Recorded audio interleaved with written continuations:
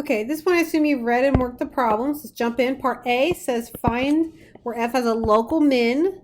Okay, so if f has a local min, that implies f prime changes from negative to positive.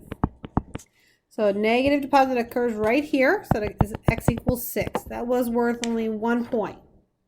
And even if you said x equals 6, if you didn't have the right justification, you didn't get the point. Now part B is similar. It says find the absolute min. So in part A, we only found the local. Okay. So we need to go ahead and work this. So we need to check those endpoints and 6. Oh, my pen. Okay. So at 0, well, I know that the integral from 0 to 8 of f prime, that will give me f of 8 minus f of 0. So if I take that area, so let's see, we have 2, 6, negative 3 really, 7, add that up, I get 12. F of 8, they tell me, is 4. Solve for f of 0, I end up getting negative 8. So f of 0 is negative 8. Bear with my pen. I'm going to do the same thing for 6. So I want the integral from 6 to 8. I have to use what was given. F prime dt. That will give me f of 8 minus f of 6. So from 6 to 8, that's just 7.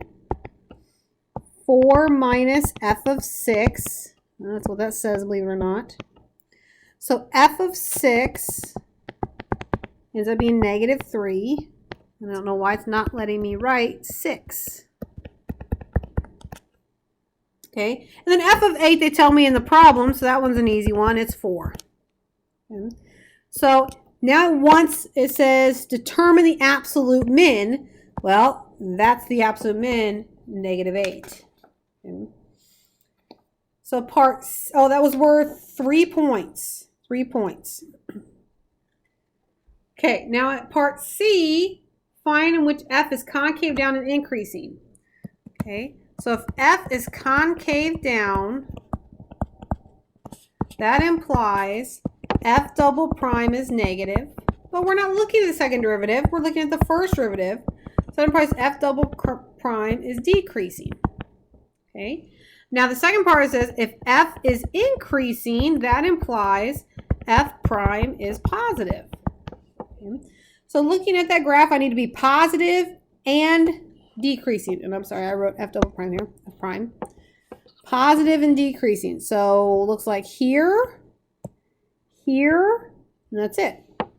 Okay, so my intervals are 0 to 1 or 3 to 4. And that was worth 2 points. Okay. Part D. Okay, this one should be a nice one. So even if you kind of butchered some of the others, we should get this one. They give me g of x is f of x cubed. Then they tell me a point. So I have f of 3 is negative 5 halves. Find the slope of the tangent line to the graph at x equals 3. So be careful here. Don't take this too far. It says find the slope. Okay, not the equation, the slope. So just the derivative. So a little chain rule here. U is that f of x.